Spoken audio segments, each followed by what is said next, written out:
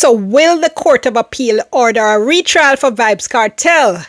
I'm going to do three things in this video. I'm going to look at a recent ruling from the Court of Appeal that gives some clues. I'm going to look at the list of factors that the court will be taking into account. And then I'll discuss how all of this applies to Kartel and the possibility or likelihood of him being retried for murder. Gaza fans, don't worry on yourself. Teacher soon come home, stick a bet. Gaza fans, don't fret. Something Kartel soon come home, go and stick a bet. And remember that tune there? From the way, no? Yeah, man, it look like that apply right now. It's been many years after, but it's finally applying right now. We have Deonne Jackson Miller, and she are the expert, the legal expert, the legal analyst who are gonna break it down for us. Because as you know, unless you've been living under a rock, it's coming verdict time, ruling time for the Court of Appeals. Justice Marvin McDonald said we had up until July 31st to get a ruling in this Vybz Kartel appeal hearing. And guess what? We've been waiting and waiting and waiting.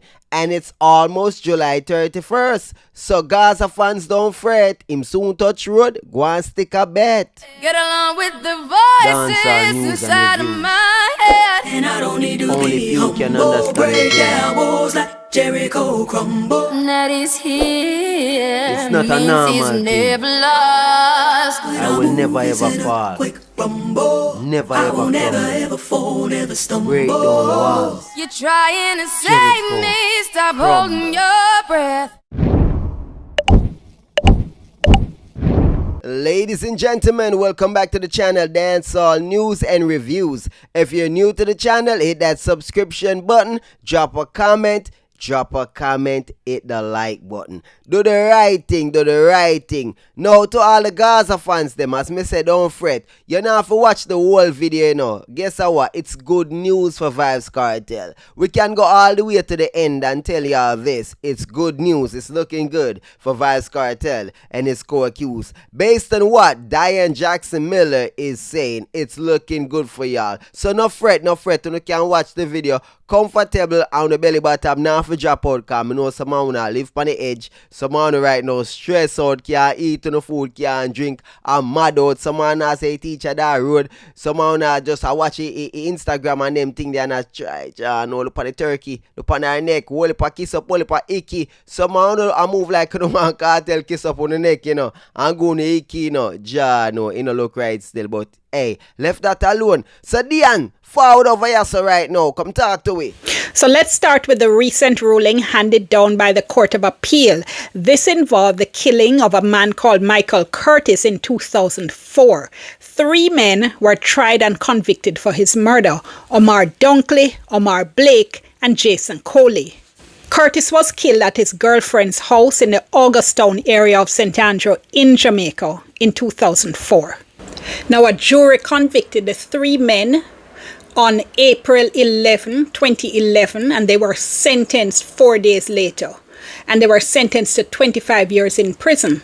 So the time from the murder until the sentencing was already 7 years. And I can tell you, judges are going to look at how long ago a murder or a crime took place in deciding whether somebody should be retried. Alright, stick up in right there, so people. Remember good, Clive Lizard Williams was quote-unquote killed in 2011, and few months later Vybz Kartel and his co-accused were charged. 3 years later they were convicted and sentenced. So his situation, unlike these other guys, did not take as much time. For them won't take 7 years, for him won't take 3 years. Alright, so Deonne, we hear what y'all say. It's looking good for Vybz Kartel nonetheless, because guess what, people? The fact that the verdict was quashed and remitted back to the courts of appeals simply mean that it's been years and years. From 2011, it's been 13 years now, 2024. 13 long years.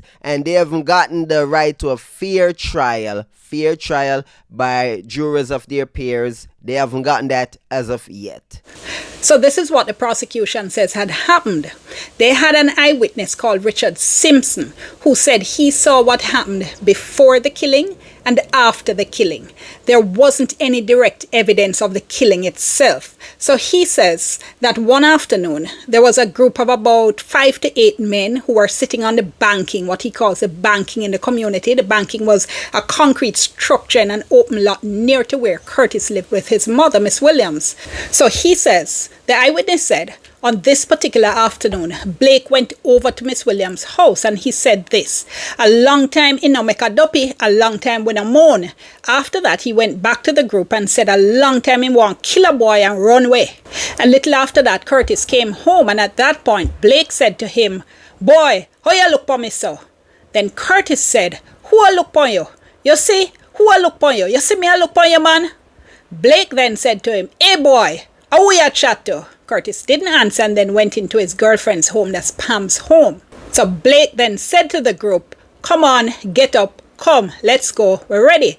And the 3 men then went into Pam's yard. 3 other men jumped the fence into the yard. Now, according to the eyewitness, he heard gunshots coming from the yard, and after that he saw Blake Dunkley and 3 other men running from the yard, and 2 other men had guns in their hands. And he said, Blake said to the other men, wanna kill the brown youth for? Okay, so much like the Vybz Kartel case, they had an eyewitness who testified. In the Vybz Kartel case, the eyewitness, Mr. Chow, he testified that he and Lizard were brought to the Avondale home of Vybz Kartel, where they were questioned about the missing shoes, aka guns. Lizard was killed, disposed of, and stuff like that. He ran for his life. Dog bit Vybz Kartel. Him jump over a fence. Vybz Kartel got hospital. So on and so forth. And he told the story of what led up to it and what happened after. Even messages of how them are gonna leave the island, so on and so forth. So just like this case right here, we have an eyewitness testimony. Yes, so yeah, it's sounding good for Vybz Kartel. Now, the men said they weren't at the scene of the killing and they weren't involved in the killing at all. That was their defense. But as I mentioned to you already, the jury did convict them and they were sentenced.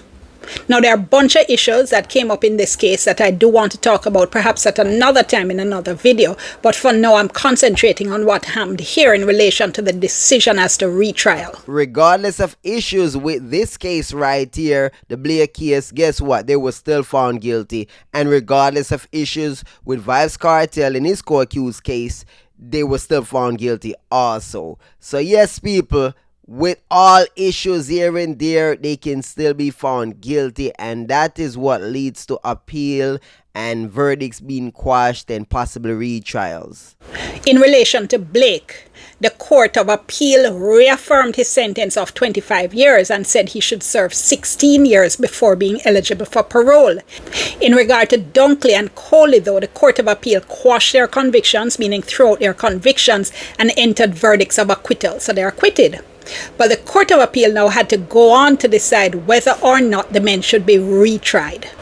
In making the decision as to whether the men should be retried, the court looked at a number of factors that had been set out in other cases before. So there was a 2019 case of Brenton Tulloh. There was also a 2017 case called Nareche Samuels. And all these cases are referencing a long ago case, a 1978 case from the Privy Council called the Dennis Reed case. And that's how our courts work. They rely a lot on what is called precedents, meaning they look at what previous courts have decided in similar matters. And the whole idea is that we have some certainty in the law, so you know what to expect. Okay, so the Privy Council never involved in another one, yeah? And when Vybz Kartel and his co-accused went in front of the Court of Appeals in Jamaica, their conviction was reaffirmed by the Court of Appeals in Jamaica, but they had gotten time served because they did not get bills. So from the time them did get arrested to the time when them get convicted and sentenced, all of that time, that 2.5 going on 3 years, they got that as time served. Vybz Kartel and his co-accused lawyers eventually took it to the Privy Council, where the conviction was actually quashed. So these are the factors that the courts will look at in deciding whether there should be a retrial or not. The strength of the prosecution's case, the seriousness of the offense, the time and expense of a new trial, the effect of a new trial on the accused, the length of time from the offense and the time that a new trial would take, the evidence that would be available at the new trial, and the public impact that the case could have.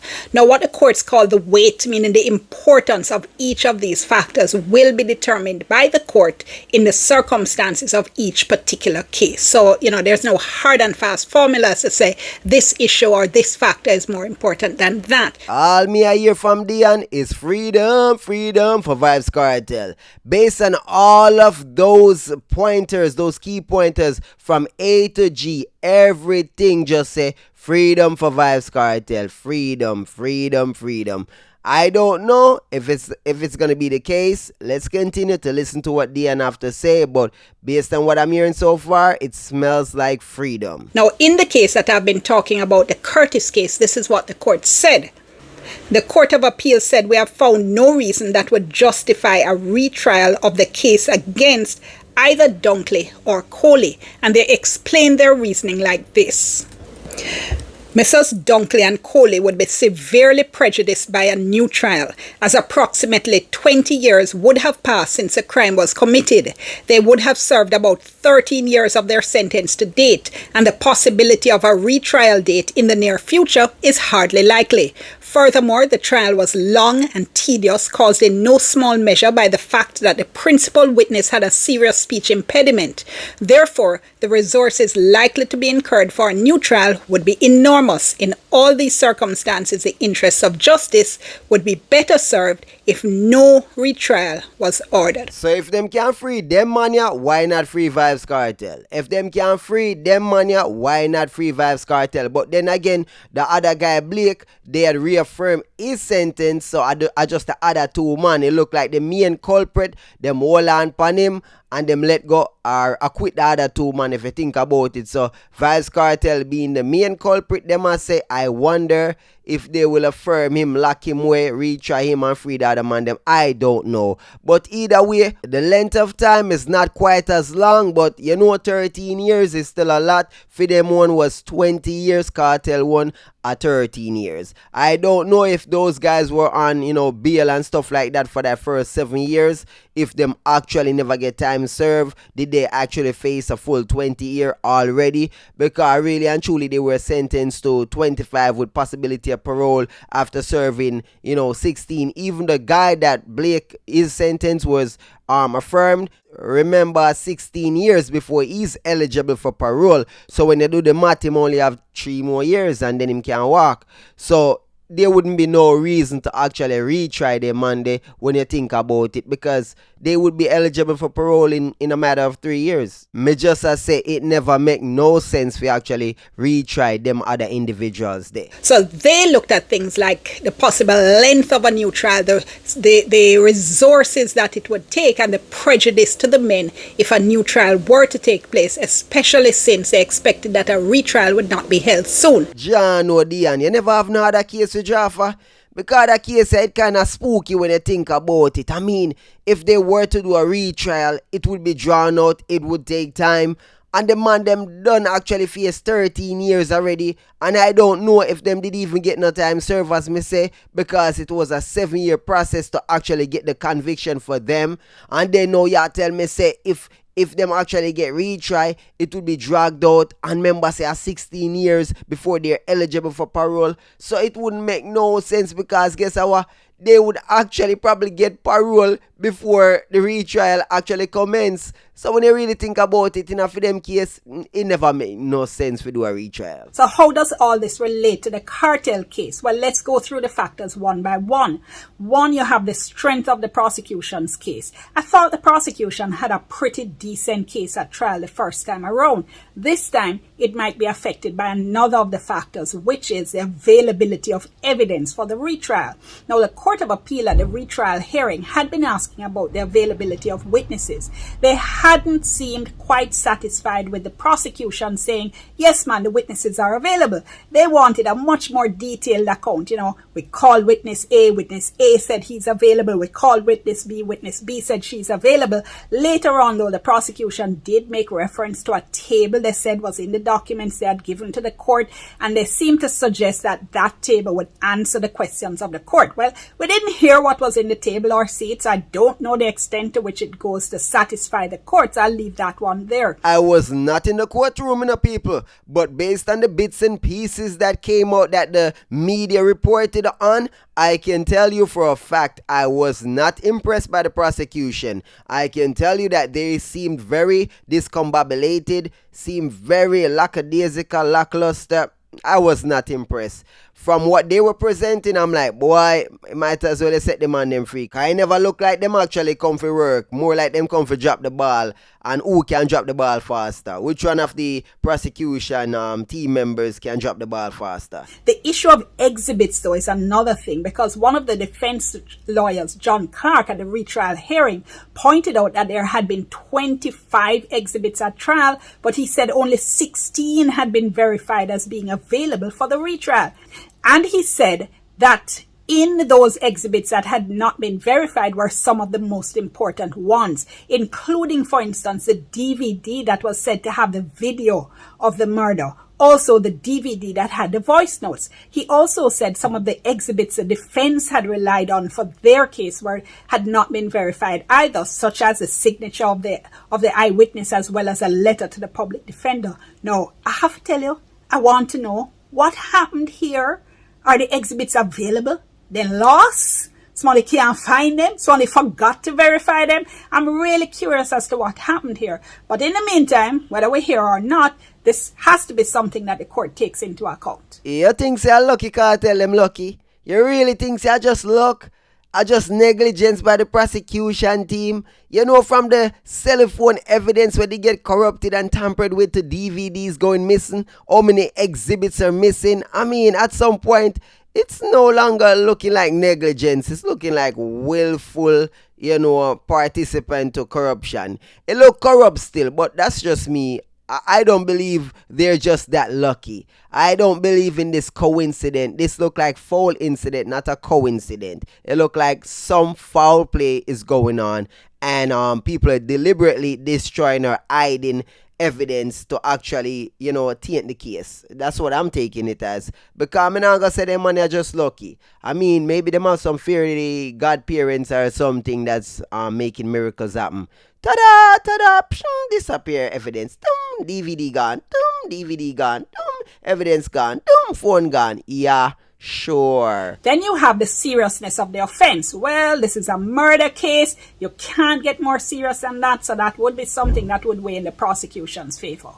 Then you have the time and expense of a new trial. This, I think, is going to be a big issue, and maybe even the biggest issue in this case. You've probably heard that the trial lasted 64 days, one of the longest, if not the longest in Jamaican history. 30 witnesses were called, 24 by the Crown, 6 by the defense. And yes, we still use words like the Crown because we still have a king. King Charles is the king of Jamaica. Don't get me started on that one because I'll really go off, all right? But just put that to one side for the moment. The judges in the Court of Appeal at the hearing were asking a lot about this issue, the time a new trial would take and the expense. Also, in terms of time, a retrial could be even longer than the first trial because the defense have given notice that they plan to challenge some of the exhibits, some of the evidence. Missing evidence, can't find witnesses. All them thing, it smells like freedom, freedom. It smells like freedom to me. All heap of things are cook up, the underbelly are stir, and it look like Vybz Kartel them a go walk, in all honesty. Because the length of a retrial is going to be crazy and the cost, the expense. The only thing me scratch my head pan is the fact that if their money get acquitted, they're going to sue for billions of dollars. So I keep talking about that, but no one seemed to be paying attention to that. Unless the man they make some form of deal where the system let them out and them now go sue. If I that, then freedom for sure. Then you have the effect of a new trial on the accused, and at the retrial hearing, the defense made a big thing about the deteriorating mental and physical health of Vybz Kartel and the impact that a new trial would have on him.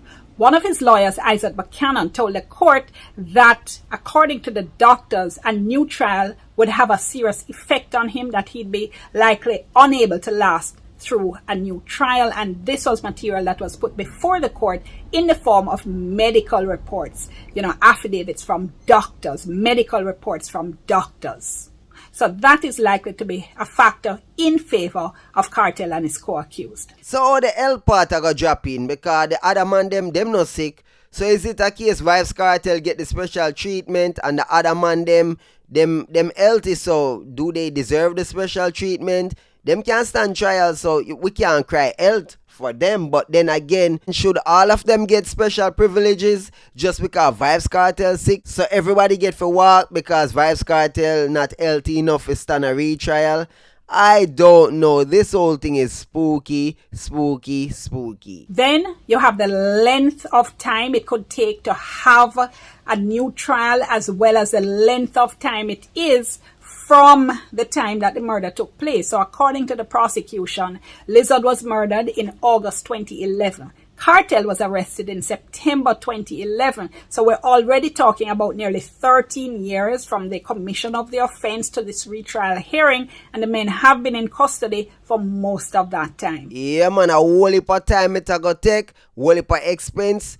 I don't know what the system are going to do because them have to deal with this. Them can't hide from it. Them can't stick them head in the sun and pretend say this no exists. Vybz Kartel case is a big deal. Whole heap of people yard and abroad, them are watch and people are wait to see the outcome. So the system can't hide from it. How them are going to deal with it?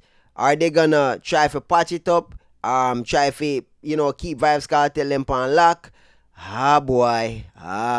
In addition, we don't even know when a retrial would be. The prosecution says they could be ready in a matter of months, or in 2025 that a retrial could be held.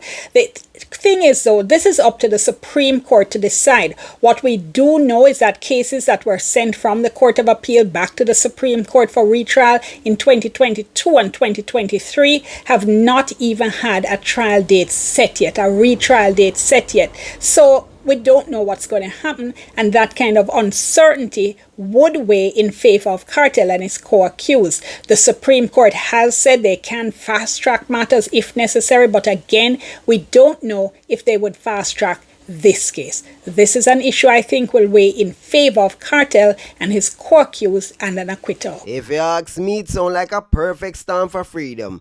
Everything just going Vybz Kartel way. Everything I turn out like, yo, this is perfect for Vybz Kartel. Yeah, man, this remind me of like Donald Trump situation. Everything does a work out for him. Yeah, it look like everything a work out for Vybz Kartel. It look like everything a go work out in the end. It's gonna work out in favor of him and benefit him and his co-accused them. It look like that because the time span, the evidence tampering, lack of availability of eyewitnesses, missing exhibits. The judge put the pressure upon the prosecution, knowing that the system is kind of broken when it comes to appeal and retrials. They're slow in dealing with it and stuff like that. Boy, Justice Marva McDonald, she a go hard. You have the issue of the public impact that this case would have, and I think it's undeniable that this is one of the biggest cases that's probably ever come before the Jamaican justice system. So we're talking about huge public impact. The presiding judge, Marva McDonald Bishop, at the retrial hearing said a number of times that the case was important. She in fact said it cast a lens over the entire justice system.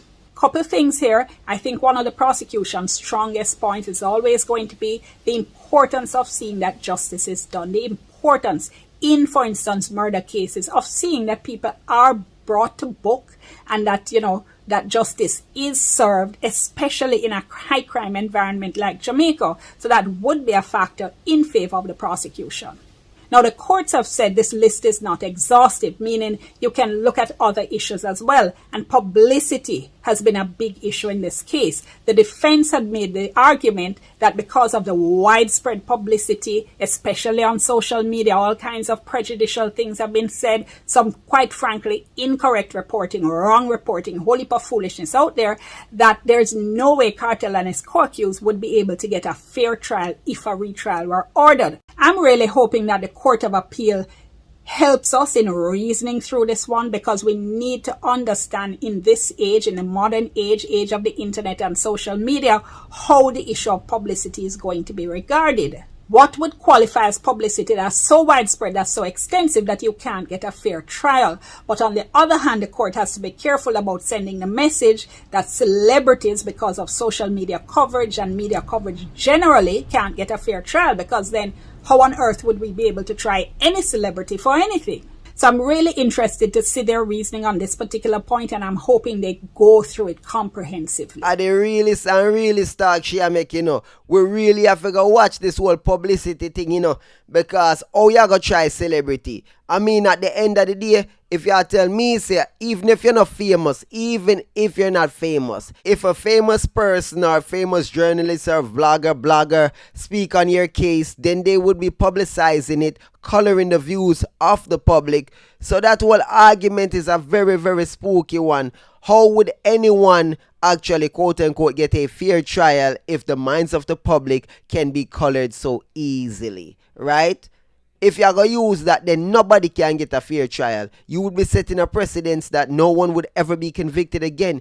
It would be so easy where you would actually have people coloring cases for the fun of it. It wouldn't be coloring book or coloring life. It would be coloring cases. Because I guess as soon as a man get charged with something, a man just have people that talk about it publicly, and then them say, yo, guess what, me can't get a fair trial because the thing get colored up right now. The public perception colored and ray and this and that. So honestly, I think it's some bull. So we are going to see how the judge actually are going to rule. Well, the court, all three of those justices, the tribunal.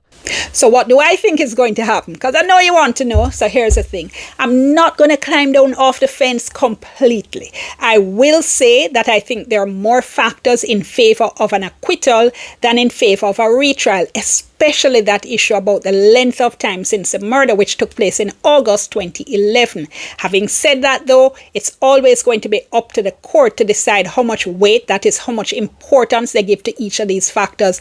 They could, for instance, say that Jamaica has such a huge crime problem, or such a high crime environment, that for them the most important issue is that people who are accused of murders be brought to trial for the justice system to play out. They could say that. We don't know. As we say in court, my lord, my lady, that's a matter for you. And yes, my lord, my lady thing, again, that has to do with the whole king thing. But, I'm not going to be distracted. Going to have to leave it there for today. Thank you so much for being with me courtside. Please remember, like the video, subscribe to the channel, help us grow. I'm Deonne. I'll see you next time. Alright. You see and heard that. Deonne, big up yourself, people. Check out our channel, subscribe, help her grow. You see me, she have some interesting content over there. Deonne, big up yourself. Go on the way I do. But people, she a pull punches. She really think Kartel them a go walking, but she no want gold panel him. You have to gold panel him. You see now this vlogging thing, you have to gold panel him and say, yo, man a go walk and man a go walk. Yo, Deonne, where you say? Boy, John, we look like them a go free me, but me just can't see it. Yo, them not free him. Yo, if me have a bet, me I say them not free him, even though it's a strong possibility they might. But if you take a stance, me I say, yo, me can't see it because, yo, them have to cut some deal or something. Me can't see it happening. I just me still. If it happen, me have to go see it. Me just can't see it. A long time them tell me say it I got, man, me can't see it. That still, people. Drop on a comment, make me know wanna pre. Make me know wanna pre on that one here. I'm the captain of the Vulture Squad attack too now. I mean I say love and respect to everybody.